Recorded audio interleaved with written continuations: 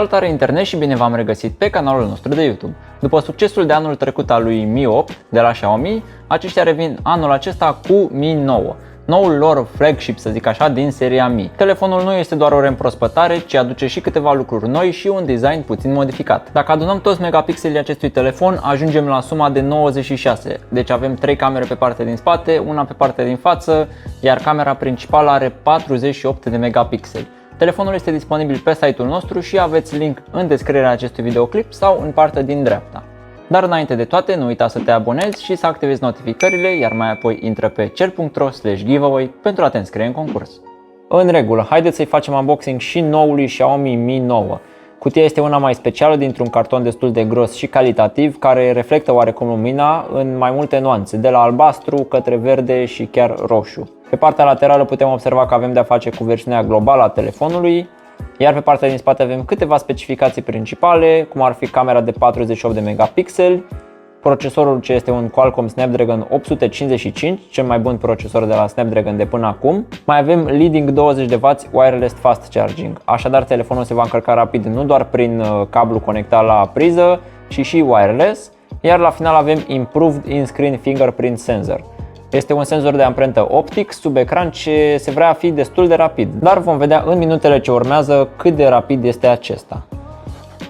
Haideți să desfacem cutia să vedem ce avem înăuntru. Prima dată suntem întâmpinați de un plic cu aceleași reflexii ca și cutia din exterior, unde scrie Design by Xiaomi. Dacă deschidem plicul, suntem întâmpinați de un adaptor de la jack audio 3.5 către USB tip C. Deci, din păcate, nu o să avem conector jack și pe telefon. Aici mai avem cheița sertarului SIM și în interior mai avem o husă și maculatura telefonului. Ne uităm la acestea imediat. Până atunci avem telefonul, care este superb, aș putea spune. Avem sticlă, bineînțeles, aluminiu din seria 7000 pe laterală și sticlă pe față, bineînțeles, cu o ramă de o mică muchie de plastic pentru a atenua din șocuri. Îl lăsăm și pe acesta puțin deoparte.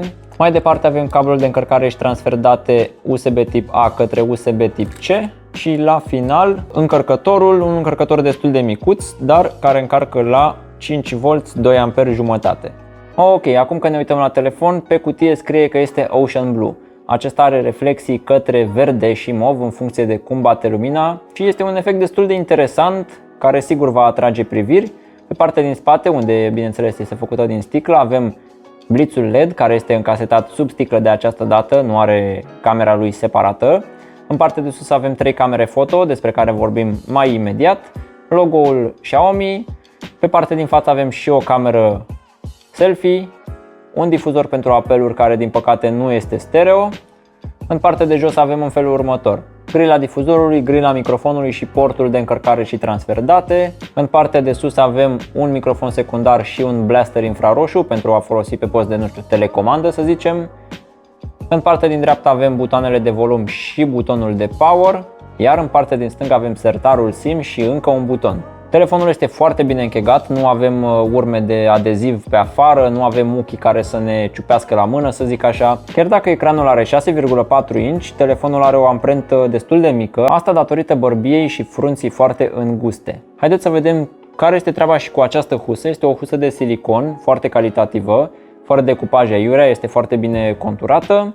Un silicon oarecum fumuriu prin care se poate vedea cât de cât. Ne va ajuta la protecția telefonului atât contra zgârieturilor, dar și contra șocurilor.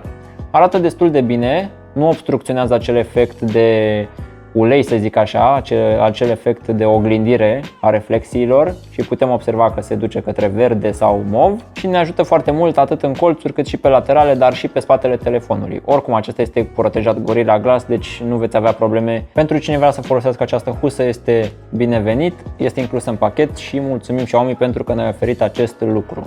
Din păcate nu avem căști, dar cum Xiaomi ne-a obișnuit de foarte mult timp, nu mai oferă căști în pachet, ne putem cumpăra separat ce căști vrem noi. Înainte să trecem la specificațiile ecranului și interfața telefonului, am uitat să precizez, telefonul are sertarul pentru SIM-uri care găzduiește 2 cartele nano SIM. Din păcate Xiaomi pe Mi 9 nu ne oferă expansiune pe slot microSD, dar sunt binevenite și două sloturi SIM. Aici pe sertar mai scrie și Face to Screen ca să știm cum să băgăm sertarul în telefon, să nu cumva să-l băgăm invers. Ecranul este unul din punctele cheie ale acestui telefon. Avem un panou Super AMOLED de 2340 pe 1080 de pixeli, compatibil HDR10. Totodată acesta este protejat de Gorilla Glass, de data aceasta Gorilla Glass 6. Culorile sunt foarte bine conturate, sunt vibrante, negrul este negru cum ne-am obișnuit la Super AMOLED. Per total, panoul este unul foarte bun și nu o să aveți nicio problemă cu acesta. Sistemul de operare este Android 9 Pie și are interfața MIUI 10. În ceea ce privește interfața, am fost puțin sceptic în cazul lui Xiaomi până a apărut MIUI 10. De la MIUI 10, aceștia au optimizat foarte bine sistemul de operare, au adăugat funcții noi, deși sunt anumite funcții lipsă pe care le mai găsim pe Samsung sau alte dispozitive, însă fiecare producător își meșterește, să zic așa, interfața după bunul plac. Este o interfață foarte fluidă, nu știu dacă datorită procesorului potent sau a optimizărilor de la Xiaomi, însă fluiditatea prin meniu și prin aplicații este una foarte mare. Acum nu avem foarte mult bloatware, să zic, preinstalat, exceptând Antutu și Geekbench pe care le-am instalat eu. Avem aplicații de bază de la Xiaomi, cum ar fi Mi Video, Cleaner și mai avem și Facebook aici în More Apps, ascuns într-un folder, să zic așa, pe care îl putem șterge față de alte telefoane unde această acțiune nu este posibilă și suntem blocați cu Facebook-ul. Mai avem unelte de la Screen Recorder către Clock, calendar și așa mai departe. Avem și opțiunea de gesturi, pentru că MIUI 10 și Android Pie. Pentru un back avem un slide, pentru home avem un slide de jos în sus sau pentru meniul de multitasking avem un slide în care ținem apăsat și ne este indicat acest meniu. Totodată avem și acest buton pe partea din stânga, care din fabrică este programat către Google Assistant, dar el poate fi reprogramat. Trebuie să intrăm în meniu, în setări și în setări aici este oarecum ascuns, să zic așa. Trebuie să-i dăm pe Additional Settings, iar aici avem în felul următor, Button and Gesture Shortcuts. Aici nu doar că putem reprograma acest buton, dar putem și modifica câteva gesturi. Pentru început mergem la AI Button și avem două opțiuni, pentru Press and Hold, în cazul în care ținem apăsat pe el, sau pentru Double Press, în cazul în care apăsăm de două ori. Lista nu este foarte mare, însă apreciez faptul că putem reprograma, spre exemplu, pe Press and Hold să pun Reading Mode și am să pun Double Press pentru Flashlight, să zic. Haideți să vedem dacă funcționează. Avem Double Press, s-a activat flash-ul, Double Press din nou, s-a dezactivat flash-ul, iar la o apăsare lungă ne este activat modul citire, unde sunt estompate puțin culorile de nuanțele de albastru. Acum, trebuie să vorbim și de senzorul de amprentă. Acesta este optic, este sub ecran și, după cum au spus și cei de la Xiaomi, este foarte rapid. Nu este la fel de rapid ca pe P30 Pro sau OnePlus 6T, care la rândul lor au senzori optici, însă este chiar comparabil cu Samsung Galaxy S10, care are ultrasonic. Până acum, dacă intrăm în lock screen și îl deblocăm de aici, este foarte rapid, dar este rapid chiar și din meniul standard, să zic așa, cu ecranul închis. Acesta funcționează foarte bine de fiecare dată, până acum nu am avut nicio problemă și nici n-ar trebui să existe probleme cu acest senzor. Dacă ne întoarcem în meniu, la Buttons and Gestures, unde era? Additional, aici, bun. Aici mai putem activa și câteva opțiuni, de exemplu putem opri ecranul cu anumite setări sau de exemplu putem aprinde lanterna cu un long press pe power button și home, un long press pe power button și meniu și așa mai departe. Putem de exemplu să facem un screenshot cu 3 degete în jos, glisând cu 3 degete în jos, sau putem apăsa pe power button sau să ținem apăsat pe power button. Xiaomi ne oferă destul de multe opțiuni în ceea ce privește navigarea prin gesturi în acest telefon. Haideți să vedem cum s-a descurcat și în testele sintetice, unde aici a cam șters pe jos cu concurența, să spun așa. Avem 372.322 de puncte în Antutu, un scor destul de masiv.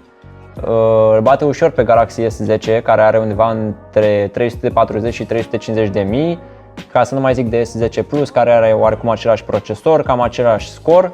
Nu este cu mult mai mare, însă este peste acesta și ne dă de gândit că Xiaomi chiar face telefoane bune la un preț, să zicem, accesibil, chiar dacă acesta costă peste 2500 de lei, nu este 4000 și ceva de lei cum găsim pe S10 Plus. Ca și o comparație, nu știu dacă și are rostul, dar am aici telefonul din review-ul trecut. Avem Galaxy A30, unde a scos 106.000, aici avem 372.000, este o diferență foarte mare de scor. Mai departe, haideți să vedem și în Geekbench. Cu acest telefon nu o să aveți probleme 2-3 ani de zile fără nicio îndoială. Avem history, 3513 puncte în single core cu 11.274 de puncte în multicore. Pe single core, de exemplu, S10 cu varianta europeană cu procesor Exynos se descurcă puțin mai bine. Acela este mult mai optimizat pe single core, însă acesta este mai bun pe multicore. Oarecum, dacă stăm să o luăm așa, ambele telefoane sunt foarte bune, nu pot să zic că domne S10 e slab și ăsta e mai bun. Fiecare și are rostul lui în lumea telefoanelor, însă Xiaomi a reușit chiar să facă un telefon destul de arătos, care se simte premium, cu un sistem de operare destul de bun și performanțe, să nu mai zic, de top. Am instalat ca referință și PUBG-ul, care este un joc destul de solicitant, sigur va duce orice joc acest telefon. PUBG-ul s-a trecut automat pe detalii high și se mișcă destul de bine, după cum urmează să vedeți. Acum că am pornit jocul, după cum am spus, s-a dat pe setări high și acesta nu are nicio problemă în a rula PUBG. Bineînțeles, 855 de la Snapdragon mănâncă pe pâine pe orice fel de joc, deci nu o să aibă probleme și ecranul fiind destul de mare, degetele stau cât mai în extremitate, așa că putem vedea ce se întâmplă pe mijlocul ecranului fără probleme, acțiune, împușcături, condus de mașină în asfalt sau în PUBG. Până acum telefonul nu s-a încins, s-a încălzit ca orice alt telefon. Multe telefoane se încing, însă acesta observ că are o răcire destul de bună sub capotă, să-i spun așa. Deci nu o să fie probleme nici pe termen lung în ceea ce privește disconfortul. Și per total se mișcă bine în PUBG, pot să garantez că se mișcă bine și în asfalt. Iar ca alte jocuri, nu știu câte ar fi mai solicitante decât PUBG, sigur există pe acolo pe undeva, însă nu cred că Snapdragon 855 va avea vreo problemă în a le rula. Să vorbim acum și despre camerele foto. Pentru a trece rapid în revistă camera de pe față, este o cameră selfie de 20 de megapixeli cu f2.0. Aceasta are compatibilitate HDR și filmează la 30 de cadre pe secundă Full HD. Nimic fenomenal, însă de ajuns pentru postări pe Instagram și împătimiții de selfie-uri. Acum, vedeta acestui telefon este camera principală de 48 de megapixeli. Aceasta are o lentilă de f1.8 și focalizare laser cu 2 senzori micuți de sub aceasta. A doua cameră este de 16 megapixeli f2.2, care este ultra-wide.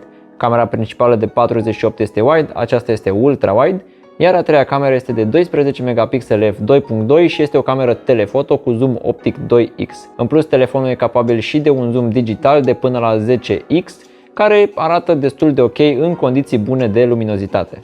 Trecând acum la aplicația camerei, aceasta este foarte intuitivă, similară cu ce am văzut pe Xiaomi până în momentul acesta. Din partea stângă în partea dreaptă avem următoarele moduri. Modul Short Video, unde putem crea un video scurt. Avem și aici în stânga butonul de ultra-wide, așa că putem filma și ultra-wide cu această cameră.